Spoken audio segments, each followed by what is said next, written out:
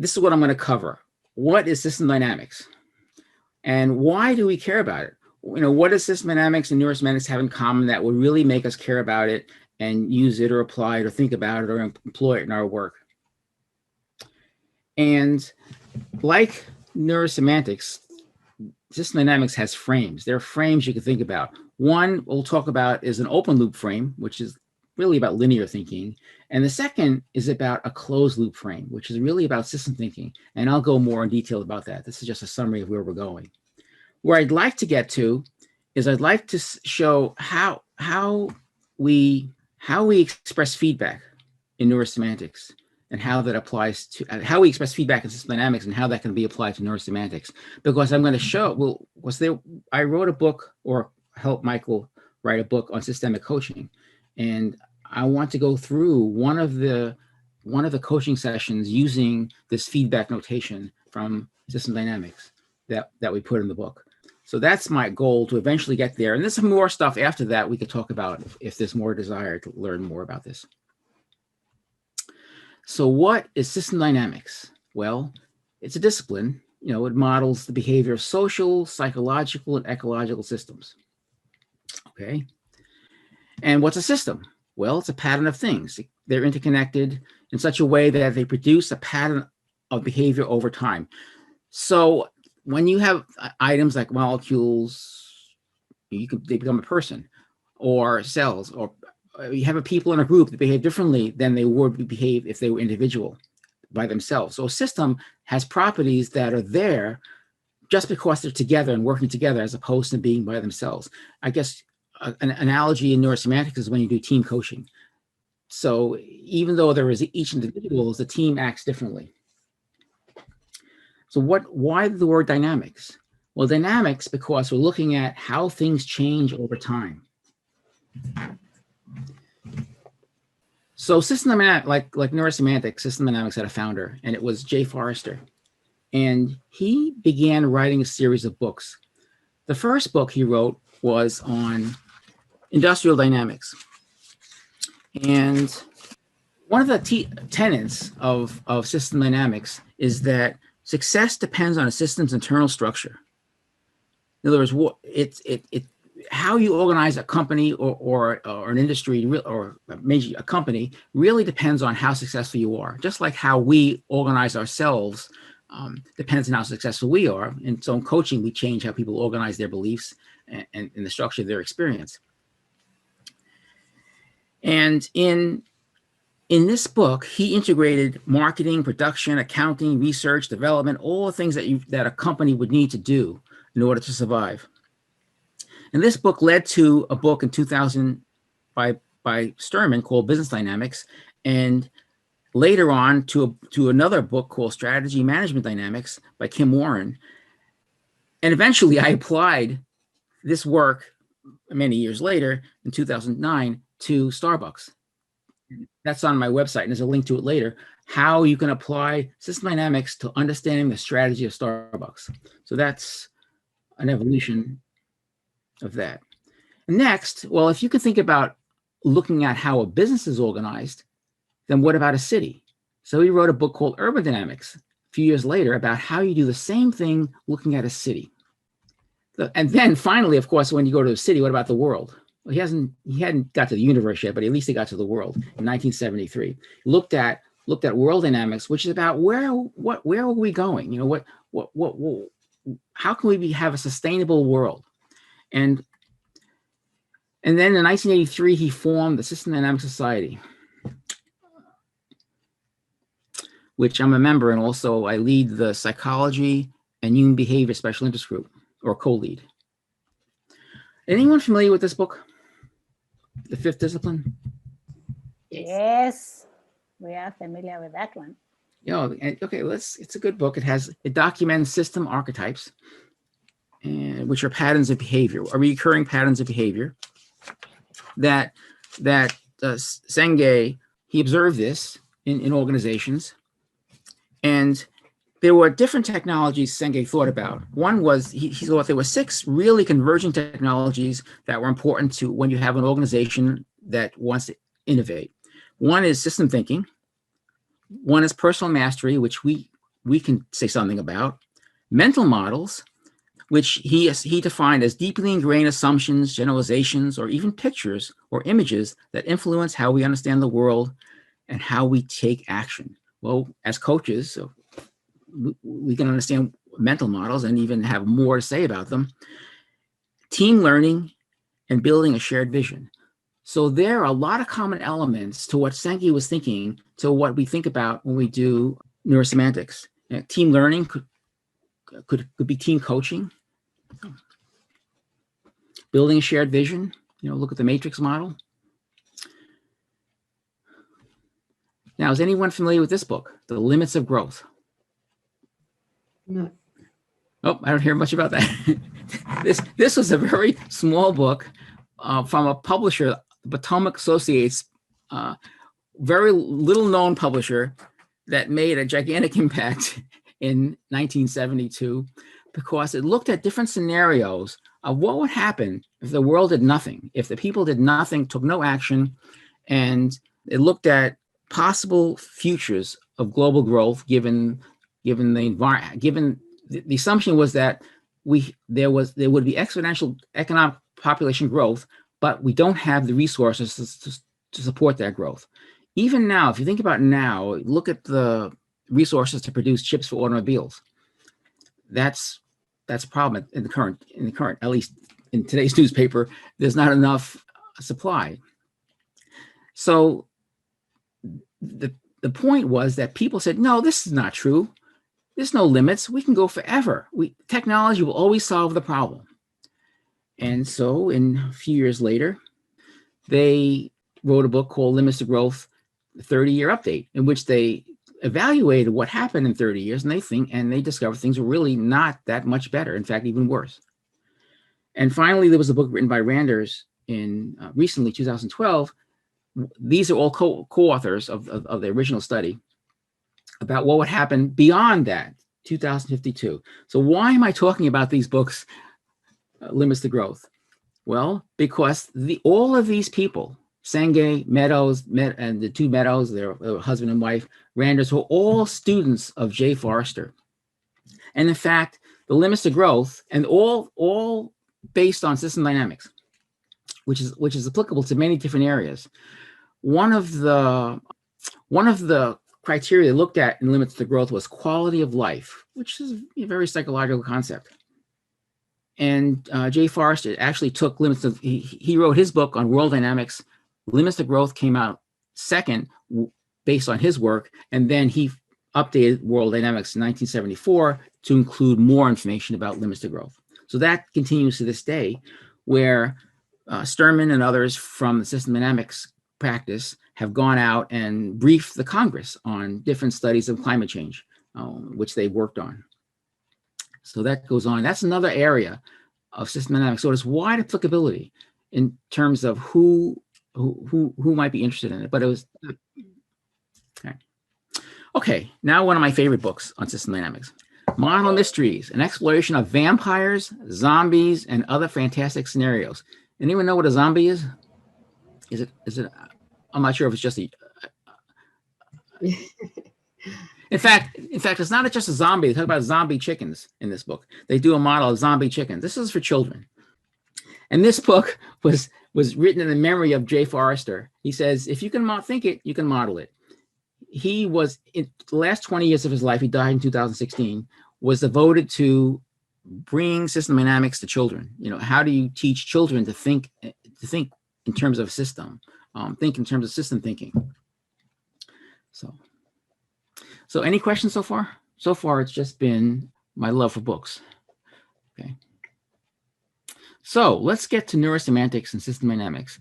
I'm going to talk about different areas, which and areas that are green have system dynamics and neurosemantics in common, and purely system dynamics is yellow, and neurosemantics, purely neurosemantics, is that left color, which I think is purple. Okay.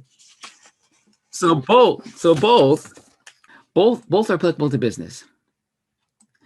And well, the book Systemic Coaching, which Michael and I wrote, is certainly both of them, since it incorporates system dynamical concepts into neurosemantics. Organizations, how organizations organize, like businesses, and how we as neurosemanticists consult to business, that's there. Neurosemantics talks about how you make personal decision making and even organizational decision making, and system dynamics looks at how you can, let's create a model so you can decide what the correct policy would be.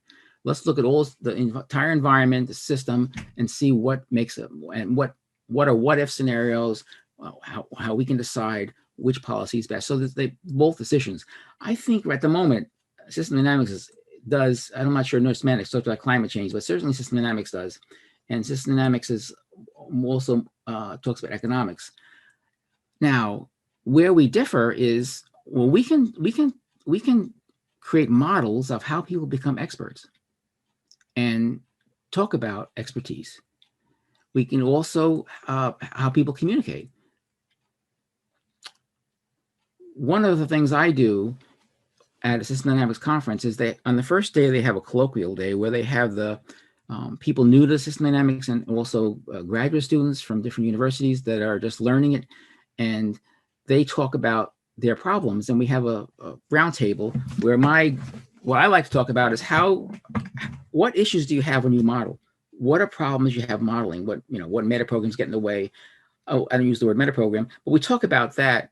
And so I emphasize some of these things, what it means to be an expert, what it means to how to communicate during those sessions. But another thing I find is that when I go to a conference, there are people, just like neurosemantics, there are people from all sorts of disciplines. I met a guy who is a humanities professor, and after a talk I gave many years ago, and we become colleagues now on different papers, and he teaches humanities. He's incorporated system dynamics and teaching people how to think. I met a nurse the other day. So there are different people. You don't have to know how to simulate models on computers to come to these conferences and to discuss your common problems. So I personally like to model things.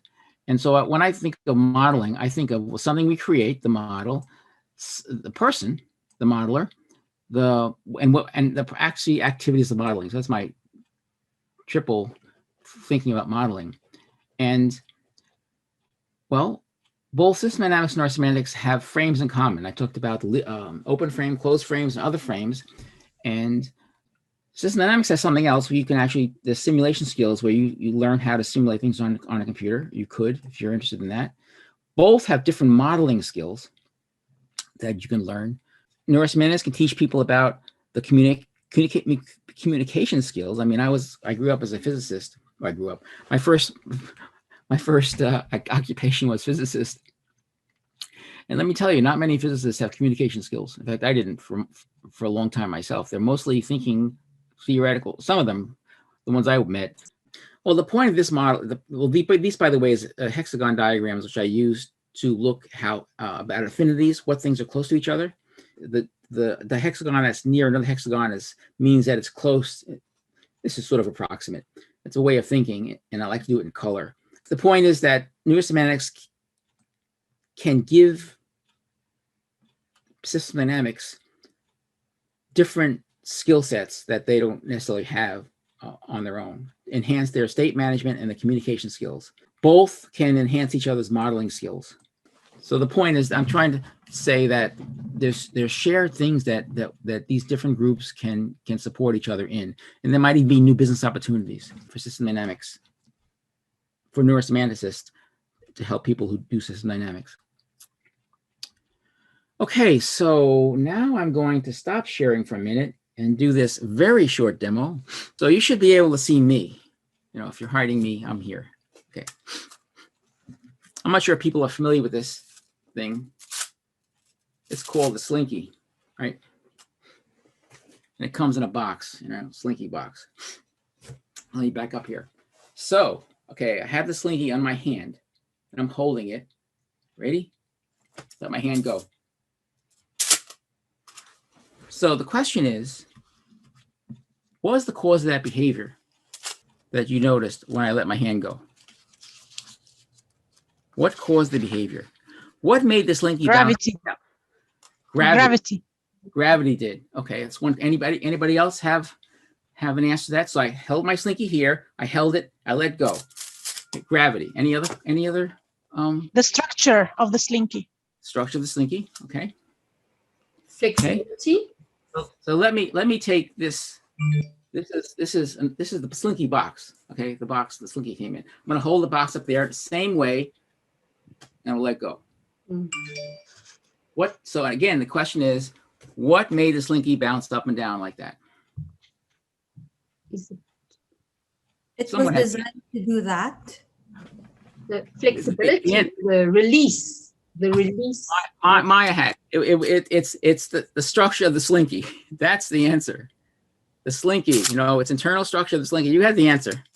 And of course, the box does not go anywhere, right? It's the same thing. So the slinky has an internal structure. So now I'm going to go back to the presentation. My 1-minute demo.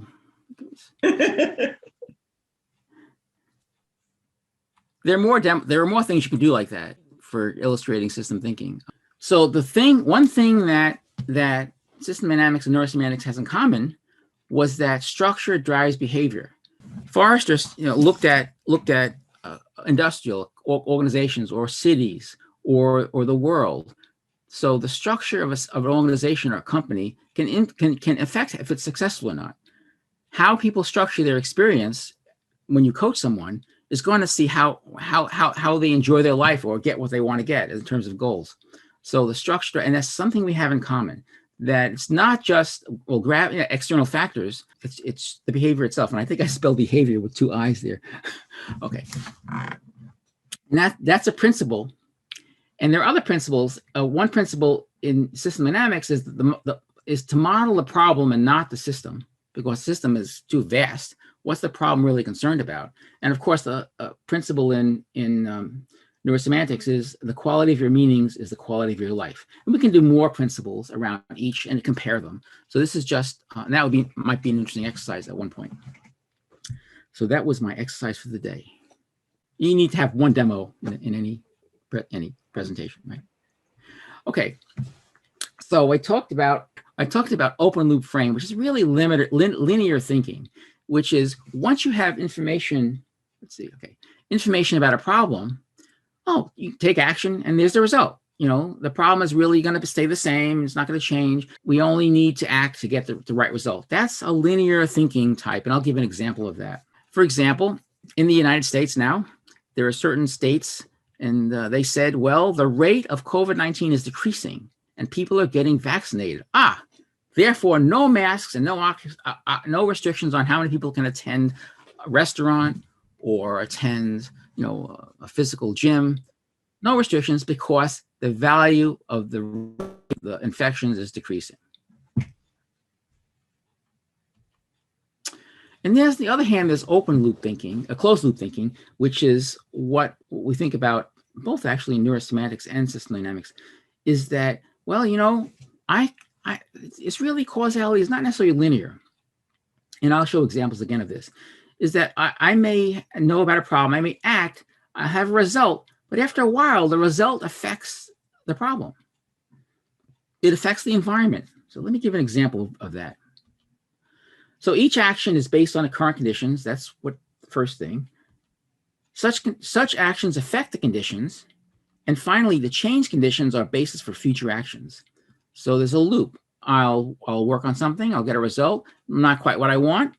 I'll change it. I'll do something else. It's an iterative process. And sometimes it's surprising about what actions do. So I want to talk about malaria. This is an example from Malaysia rather. And I got this example. I came back from my neurosemantic trainers training in 2004. It was in Australia. And before that, I was in Vietnam in 1970 for a year. And I had a job as believe it or not, I had a master's degree in physics at that point, and they made me a medic, which is a physician type thing. So I did several things. I ended up working in a lab. And when I worked in the lab, the United States went into Cambodia, and Cambodia had a lot of Anopheles mosquitoes, which cause malaria. And when we were in Vietnam, another job I had was identifying mosquitoes in the country, and we would go to different places and spray DDT in those areas to kill the mosquitoes. And so there was less precedent, there was less people getting malaria when they were in Vietnam. But once they went into Cambodia, where we weren't spraying, people came down with malaria. And I actually I treated people, and I can look under the microscope and see the little malaria parasites in their blood, which is really scary. So here's an example that I learned about going back from Australia on a plane. I talked to a guy who knew about this. So they sprayed DDT, which is a chemical for malaria, which meant less people died of malaria. However, roaches, and believe me, when I was in Vietnam, there were an enormous amount of roaches. They actually flew, which is not usual, mostly in the United States. Roaches died, and the lizards that ate the roaches died. Okay, so who likes roaches, right? Lizards might be okay, but roaches, who likes those? Then the cats that ate the roaches and lizards died. Oh, that wasn't too good. Now, because there were less cats to get the rats, which means we had more rats, which means we had more fleas, and fleas caused bubonic plague. So more people died of bubonic plague. So we sprayed DDT, and people died of bubonic plague.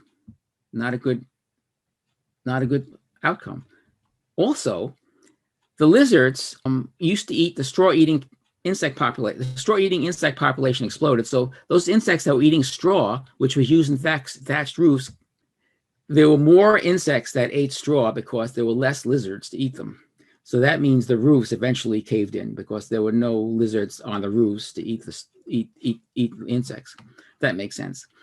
So there were unintended consequences.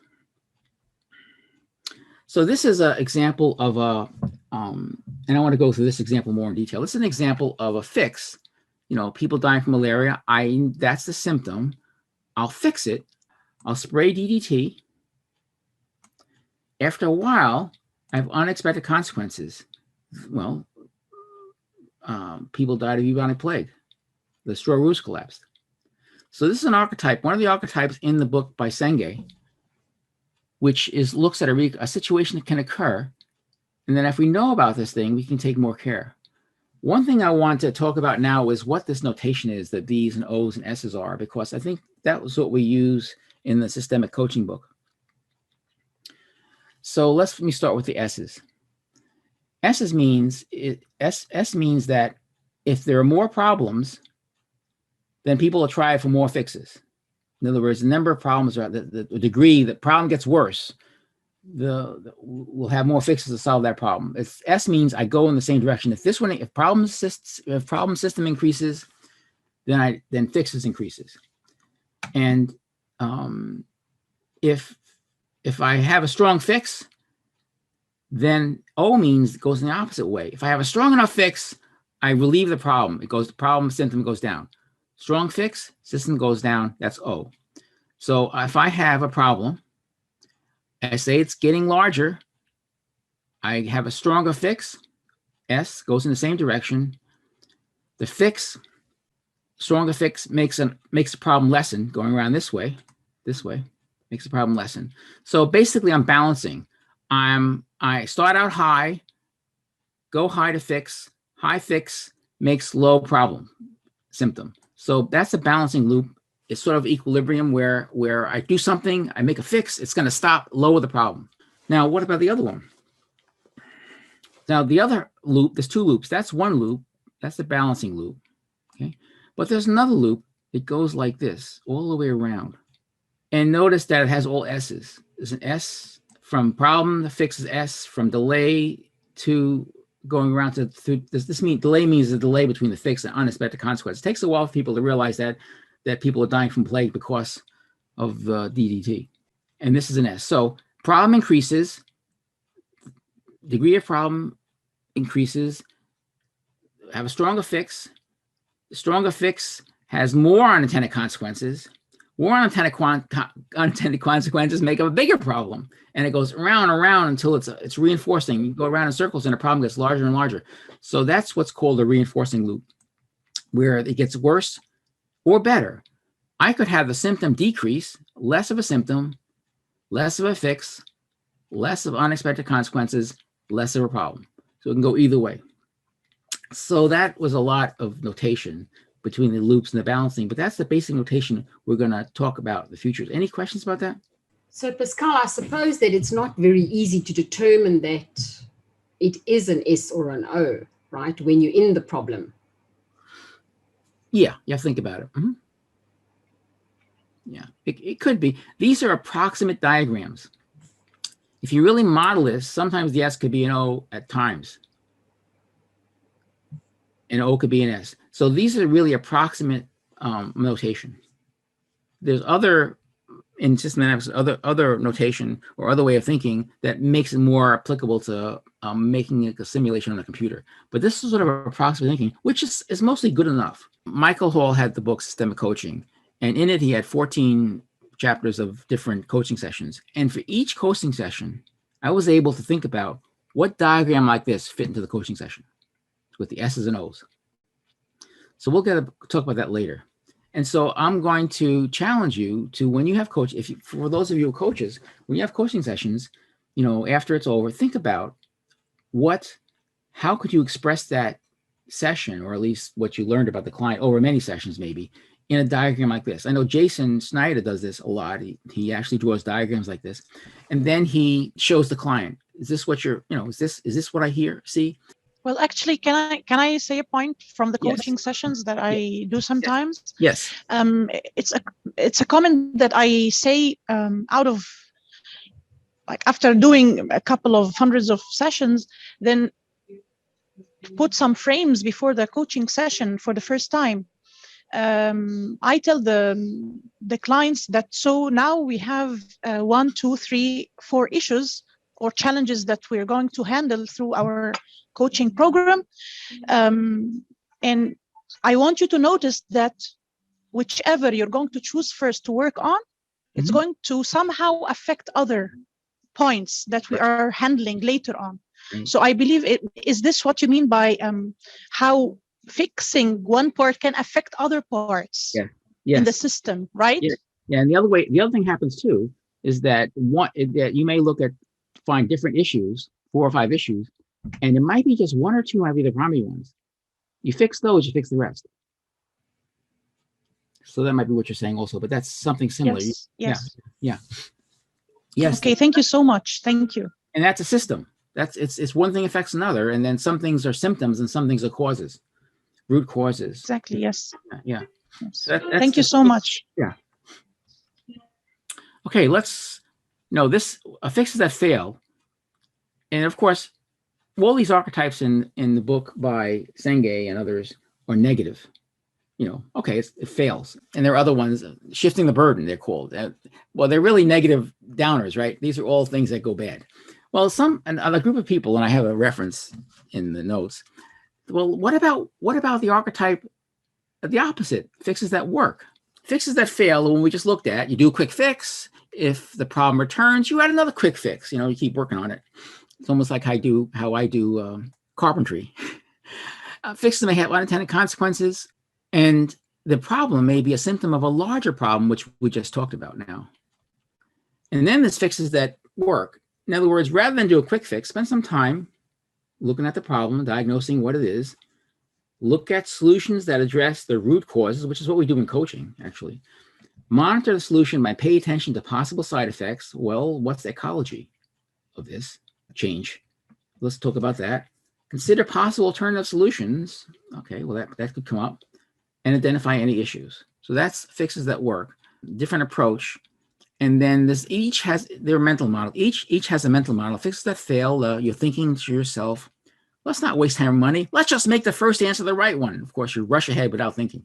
And then another, for the ones that work, let's spend the time and money to support success and minimize failure. So that's the fixes that work. Now, here's an example. Earlier I said the open loop frame thought about the rate of COVID-19 is decreasing and people are getting vaccinated. Okay, so no more need. Let's right now start opening the world up, or at least opening the US up, parts of it up.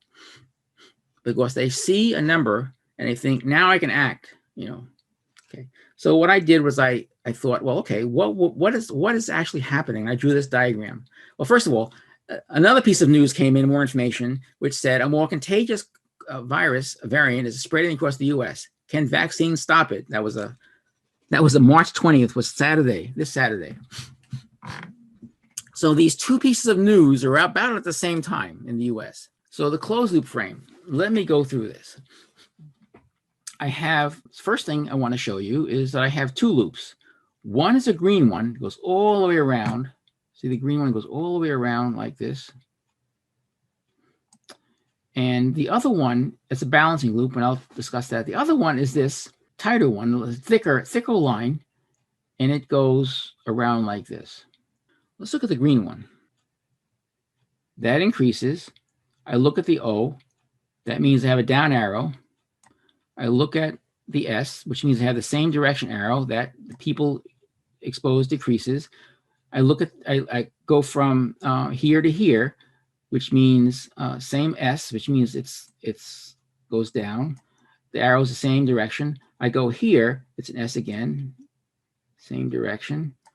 I go here, it's opposite. Now all the arrows are going to flip as I go back again. So I've come back to the same place, and I have, in the first one I started at, the people wearing masks would increase. When I ended, where people were wearing masks would decrease. And so that's a balancing. It sort of balances the certain number of cases. The susceptible population sort of is hovering about the same thing because people get too overconfident. So that's the balancing loop. And this is a little easier because more people exposed, S, more people infected, same direction. More people infected, more people exposed.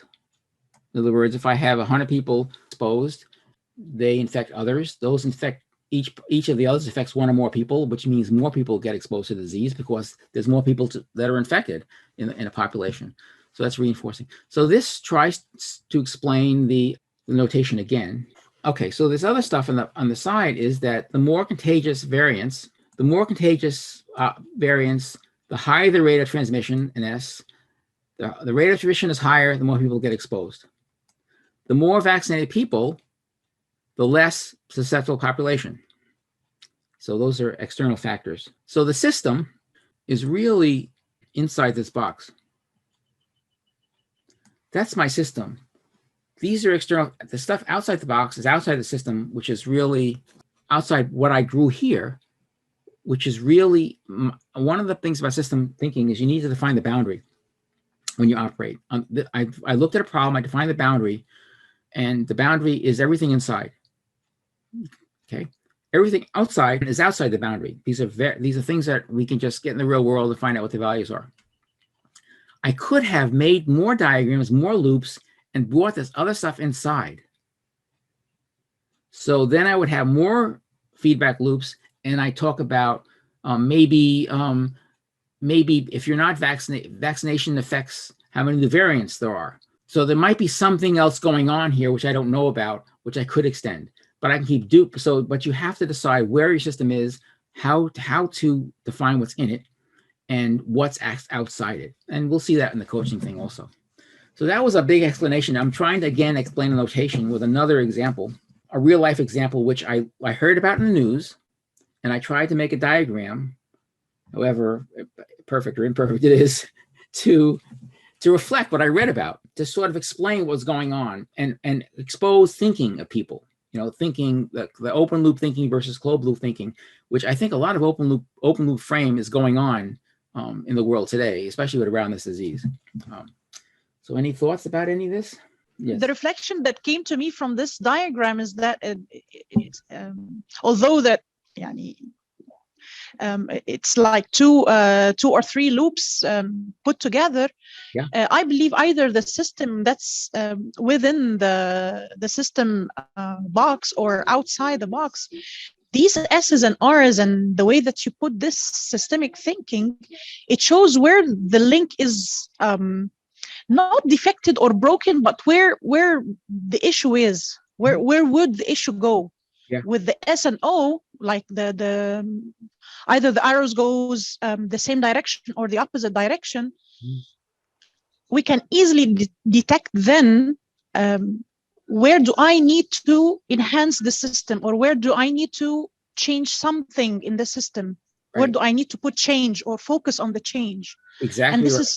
this is so insightful for me. Thank you so much. Thank you. That's exactly what these are used for looking at where your policy, where your levers are and system thinking, where it's that you can make the change, what policy change you can make. Yes, the leverage points. Yes. Thank you so much. Thank you. So That could be quite good.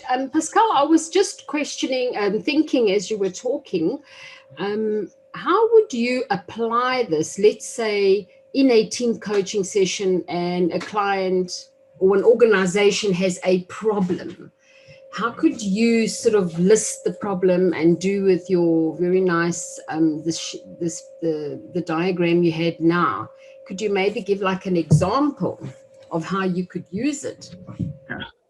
So there was a problem I worked on its corporate training dynamics, which was looking at a training organization and the problem they had. And I just want to say a little bit about what I did. The first thing I did was to look at what, remember this diagram? Get rid of this. The hexagons. Okay, what's the problem? I said, what are things that are influencing this problem? What's going on? The issue was that they found they didn't have little time to do their work. They were a training organization, training and methodology, and they were the chief organization with Computer Science Corporation, and they had delivery issues. They couldn't produce things fast enough. And so all we did was we defined the problem. That's what we're doing here. We put all these things, and you can do this with stickies, you know, little stickies you put on a bulletin board. I like to do it with hexagons. So I just took hexagons and I just put them together. It turned out this color, pink, was schedule issues, creating course curricular, updating to the methodology, which is called Catalyst. That's demand generation. Course development, they had developed courses, which is course development. And then how do you communicate with people? You know, this is an affinity map. And so it turned out that the main issue was that the number of participants was getting too large. The number of sessions, average month, was too large, and they could not spend enough time. Their administrative hours was too large, and they couldn't handle everything because they found they didn't have enough time. So we did this. We pointed out these things, okay? Then we figured out where they were. Like we looked at number of participants was growing. This is participants growing in time. And their fear was they would lose people because they weren't performing well enough. They really wanted to get people. The sessions, the number of sessions they were giving was also their fear it would decrease. And this is their time on the right here. Let me go here a little further. The time, they figured there were only 2 of them or 3 of them with people helping them. They figured they wouldn't have enough time. These hours they spent on administrative things to do all the things they had to do. So they really wanted to spend less time doing the administrative things and more on the other coaching. So they needed to find a way of solving that problem. Okay, so that's the problem. And so that's just the start. We drew diagrams like this, which is a really complex diagram. I'm not going to go through it, but the pluses are the same as S's and the minuses are the same as O's. And that was the hypothesis. This is the diagram like I drew with the virus was an hypothesis. That's like, this is what we think is happening, you know. Then we said, well, you know, what's really happening is this archetype, which is like we talked about earlier. This is another archetype similar to one in Senge's book called growth and underinvestment. I'm growing so fast, I don't have the resources to handle it because I don't have enough money being put in to support it. So that's what this is. And we said adding the appropriate resources can help you maintain success. So all that analysis we did, all those complicated diagrams and even simulations with the computer, came to the conclusion that this is really the problem. We went up again, we went down the detail, understanding the problem, what's really here. Now let's go up and see how we can express it and communicate it to people. Okay, one thing I want to say about this, when you model this, it's not the end result that matters as much as what the people who are involved in your clients who are involved in it learn as they go along. That's really the most important thing. What insights can they learn? And so these are some of the insights. Moving from lead-led training to self-paced training it keeps, in other words, there are trainings that people gave as in front of people, and they were trainings people gave that they could do themselves because they created computer simulation courses they could do themselves. They did more of those because then that would keep them, their people who actually taught the classes wouldn't be overwhelmed by the amount they taught. They'd be a little fresher and have not as much work to do. And then they looked at how to share, to reduce their administrative support, how to use shared resources with other groups. Anyway, so that was an example of getting from hexagon diagrams to flow diagrams to eventual conclusions. So that's on my website if you want to take a look. There's a paper and there's a PDF, and the link is in that presentation. Okay, so it was 2000. Let's go back here. In 2012, I was not a meta-coach. I was a trainer since 2004, but I was not a meta-coach. But Michael knew I just got a master's degree in system dynamics that previous year, and he knew I was interested in systems. So he asked me, he says, I'm writing this book on systemic coaching. I wonder if you could take a look and see if you can apply some of that system thinking to this book. So I spent about 4 months taking each coaching session in each chapter and thinking about how it really reflected some of these diagrams. That's what we did. And then we discussed it back and forth, and I had copies of his book, and I also edited some of the book.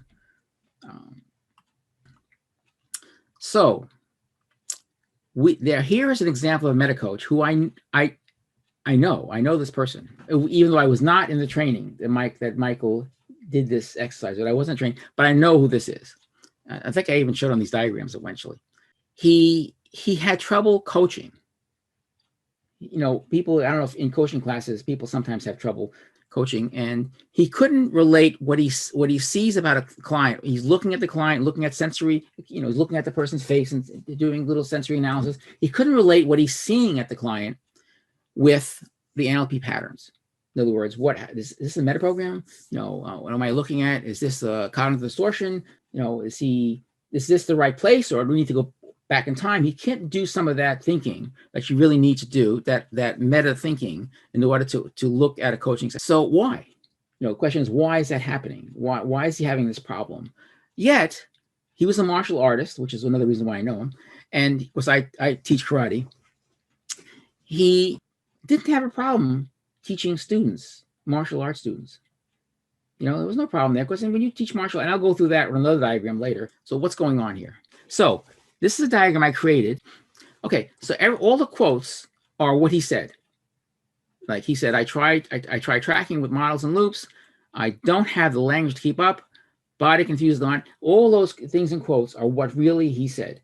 And so the issue I said was, let's go without. The issue was, when he's looking at a coaching session, he doesn't have the language to keep up. Doesn't have the language to keep. He can't do look and see what he can't think about what the patterns might be. And it doesn't have the time to slow down. He feels like he has to do it right then. Okay, so what's going on? So let's look at what was uncovered.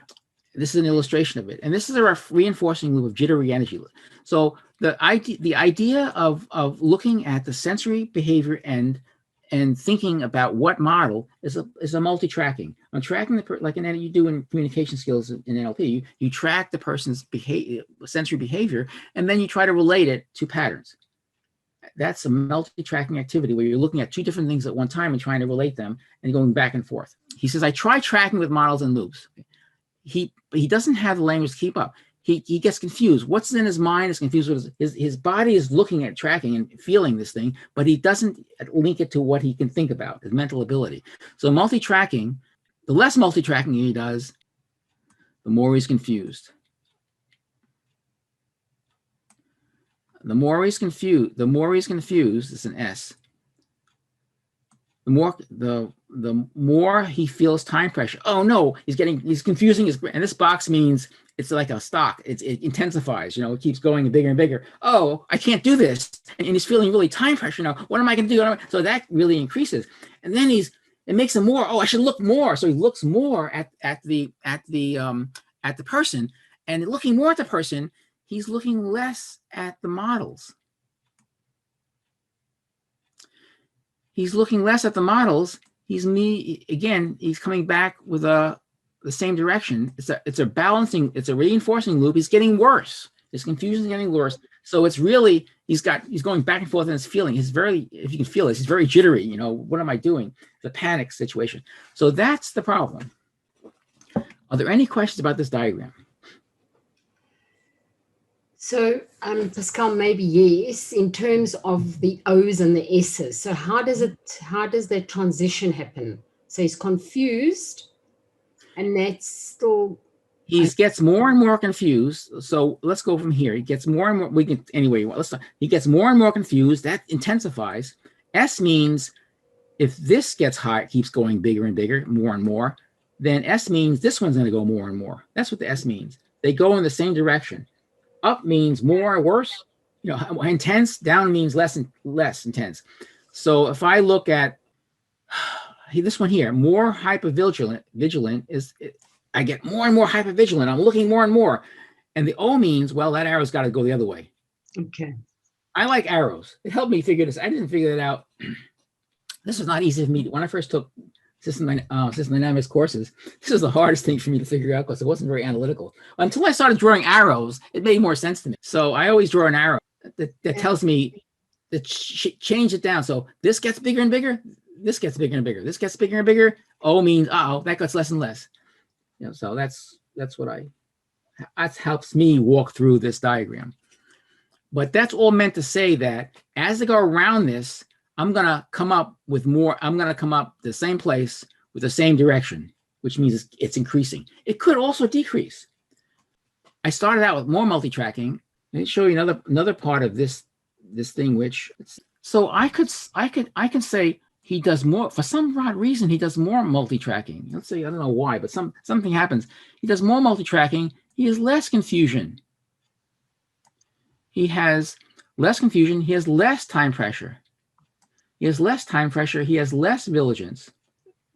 And he has more tracking. In other words, you can go different directions. This is a problem. And you could also think he might find a way of dealing with this so that's not a problem anymore. So a nice thing about these loops is that it's not just one directional, increasing worse and worse. You can go spiral down or spiral up. That's another thing, spiral up, spiral down. Okay, so that's that. So echoes of the past, which is what I call this. I just thought about this yesterday, how I would do this. Can I ask a question about the previous Sure, absolutely. diagram? Yes. I'm just wondering, because I'm just a little bit confused. He had trouble coaching because of the first frame, right? The multi-tracking, in the first place. Well, yes, you can start any way you want to, but yes, yes, he had trouble because he could not relate what he saw with the models. The models are a list of models, metaprograms are listed in the books, metaprograms, Okay. cognitive distortions, confusing. Okay, so it was this confusing self with other, all those different things. He didn't. Okay, relate. So it was this first frame. The first frame is is what started the loop in this way. I tried tracking with models, and it loops. It loops with him. Yeah, you can start here too. He's naturally you can start with how he's naturally hypervigilant, and then because of that, he can't do multi-tracking. So it doesn't matter where you start. So when you find a problem, you draw a diagram, and sometimes you'll find a person. I'm feeling time pressure initially because I'm thinking about what's going to happen when I actually do it. So the last time I did it, so you can really start anywhere. Okay.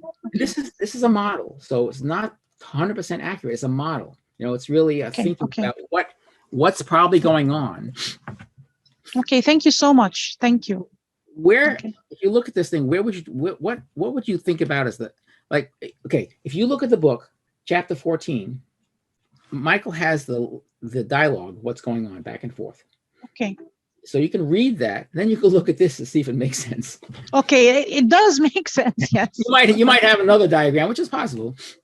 Okay. Okay. But, Thank you so much. I made this up. I wasn't there. I made it up from what I read. Okay. Thank you. If you're looking at here, where would you start? What would where would the intervention occur?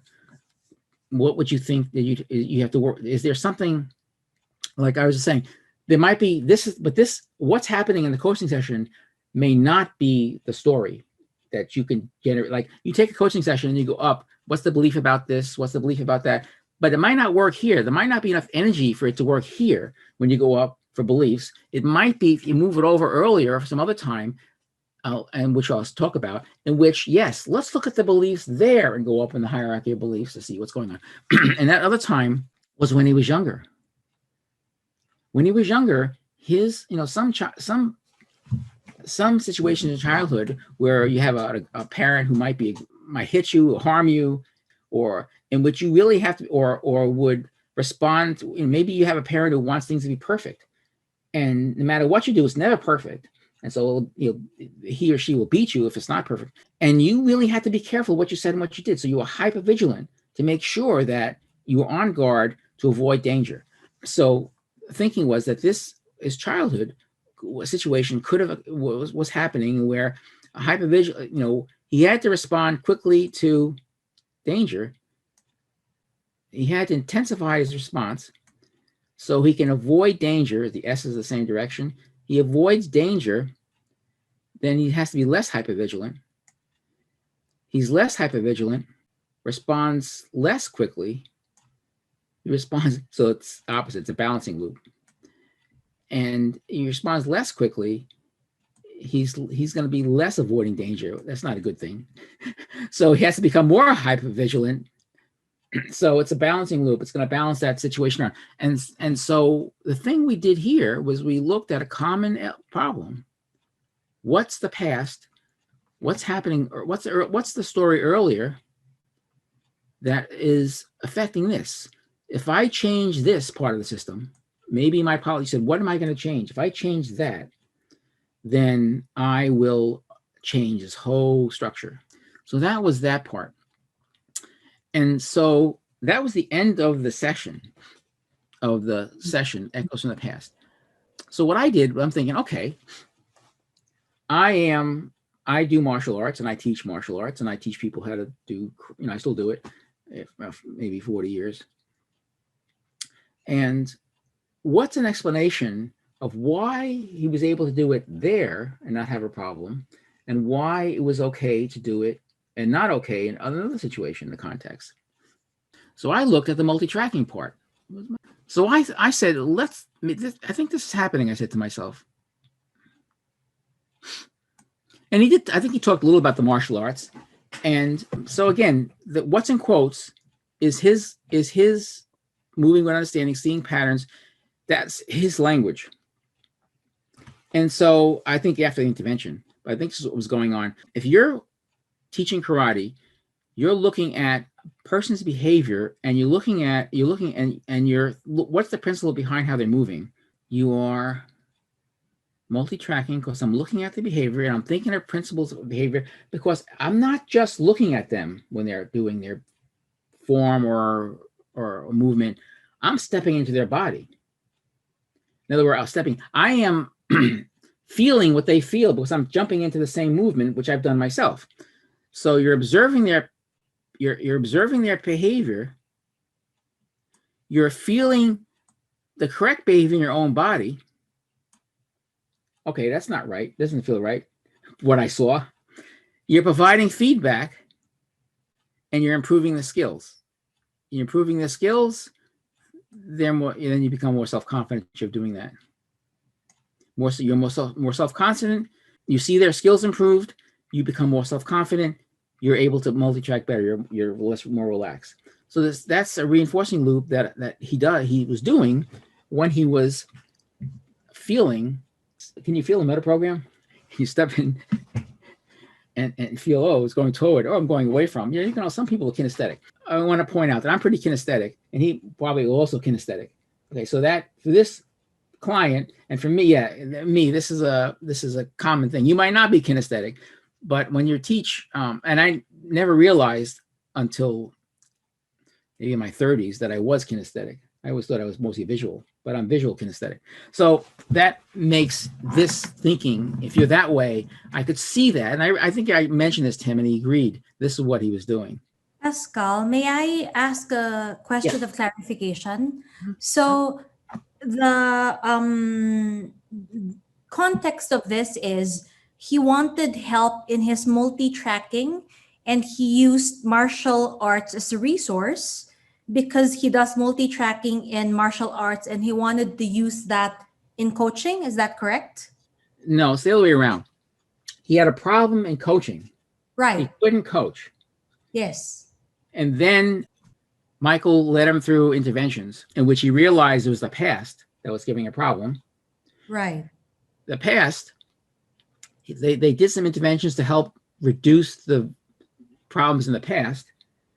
But then I think he realized that he does the martial arts, and he didn't have a problem in the martial arts. Didn't have the problem there. He had a problem in this context. And this last thing wasn't part of, this last part was not part of the discussion.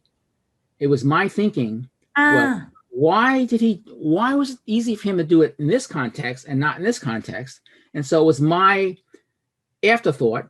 I said, Michael, I said, I think that I know why he was successful here in this situation. And then I said, let me draw this diagram. And so we included it as another diagram with a footnote saying, this is my interpretation of what I think, because I do the martial arts, what might have been happening, why it worked here, but didn't work there. It was a puzzle. So this was an afterthought puzzle. So this is good for napkins. If you have a napkin, you draw these diagrams on napkins when you're at a restaurant or something, you figure out these puzzles. So any questions about this? I think we're gonna finish in time. So here's something, I just got this book. It's called System Thinking Made Simple. So I can't value it yet, but I looked and I have, if you look at the notes, there's a lot of links, and there's a link to a webinar that's there. It's an hour and a half. I've gone through most of it that talked about system thinking and perspectives of system thinking. Basically, it looked at system thinking, systems as having four elements. And I really didn't want to go through much of this. I just wanted to give you it as a resource, but it could be for another time. That there's a system, it has subsystems, but there are relationships within the system. The system gives you, there are different perspectives of looking at a system, and system has boundaries. And this particular lecturer was talking about, from this book, he took these ideas from this book, he talked about how system dynamics really is the part of the system where you look at relationships, where you understand causality, feedback, positive consequences. There are other methodologies which handle systems, which we haven't talked about, which might also be relevant for thinking about this, like system soft methodology, which looks at exploring multiple perspectives, develop mutual understanding. I think you can do some of that. You can use some of that in system dynamics if you want to. I just wanted to point out that where this fits in a universe, and there are other things that also fit there that it might also help. And this presentation, which is a link to, it's free, and a book, which I just got in the mail yesterday. Well, he mentioned it. Okay. So there's stuff to come. And this was going to be a discussion point, which is what elements of system dynamics can support the work of those in neurosemantics. That's for us to think about. What from this can help us do what we do. And then the second one was, what elements of the Neuro-Semantics can support the work of those in system dynamics? When I help mentor or teach, or not necessarily mentor in these colloquial groups at a conference, I came across a woman who had that diagram, that closed loop diagram I showed you, but she had a million connections. It was like spaghetti. It looked all over the place. And I'm looking at it, and the one thing I said to her, I said, are you a perfectionist? That was my first question. She said, yeah. I said, okay. So my suggestion was make less connections, bring it up higher. So that's what I use to help those system dynamics. It's that big picture, details, perfectionism, trying to get it right the first time. things that you can have trainings to help people in fields like system dynamics. And for me, it's all about modeling this or that. I'm going to go back to the slide. We have 5 minutes, but I want to say there's recommended reading. Notice there's a Slinky on this slide here, Slinky. That's where I got that exercise from this book. This is a very good book. She's not alive anymore. She was one of the original authors of the Limits to Growth. She's very good, and she has a nice book on system thinking. And then this book, it's a book of exercises that you can do in a training session. It's very worthwhile to get. The system thinking playback book. So all it has is exercises that you can do with a group of people in a training. Okay, so here's a reference for my website. That's what it looks like. There's a link, and also in the notes pages to this, there are lots of links. So I finished. So there could be a session we have or thoughts about what in system dynamics can support the work of neuroscientists and vice versa. What can you do to support them? Because I think that there's a lot of overlap. And I haven't done much. All I've done is I've taken a co-lead of a group in system dynamics to look at psychology and behavior, putting the emotions into models and how you do that. And that's discussed on the website. In fact, on the website, there is a workshop, a video from YouTube that we did over the summer that I just put in YouTube. It goes more in depth about simulation, but it also talks about putting things into models. So any questions? Basically, I finished. There's more archetypes back here, by the way. There's more archetypes, the negative ones and the positive ones, and you can look at them. And if you want to know more about them, I can talk about them at a future time. So thank you so much, Pascal. I think maybe everybody could just sort of bring your voice into the room and tell us, what are you taking away? What did sort of you grasp that stood out for you in this session? Who would like to go first? What stood out for you? Well, I think that this is really interesting. I wanted more. And I take away two things. One quote that is, if you can think it, you can model it. And I really, got many ideas from this quote. I really like it. I'm going to start reading these books by I don't remember his last name. Well, I wouldn't start with those books. I would start with the ones I recommended. Okay. And this question of systems and how if we want to arrange anything, any ways, there will be other things that will come out, and they may need some arrangement too. So I enjoyed this session very much. I enjoyed it very much. Thank you very much, Pascal, and everyone. Okay, that's good. Thank you. And who hasn't shared their takeaway, just to finalize? I have a takeaway that is somehow into loops as well. An element cannot exist alone without a system. An element is a part of a system, and then a system cannot exist alone without other systems around them, and they do affect each other. An element has an effect on one system, and each system has effect on the other, and it's just the synergy is just something like one change in one part of a system can literally make the flow, or the